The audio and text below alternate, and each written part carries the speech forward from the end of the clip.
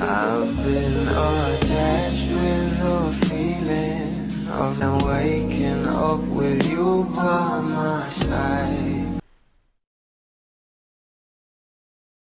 Bangers na nga ang maraming bula sa bawat kaganapan ng ating couple ngayong araw. Alam naman natin na Sunday ngayon kaya meron ngang ASAP at talagang inaabangan na nga rito kung nandito nga ba itong ating couple.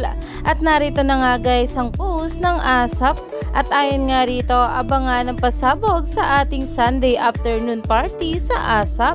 At talaga namang nakita nga rito itong ating couple at talaga namang ngayong araw ay makikita nga natin sila na magkasama. At ayon nga guys sa mga bula, so nasa ASAP Donbell today. Iyan na nga guys ang aabangan na kung saan ay talagang pinag-uusapan na.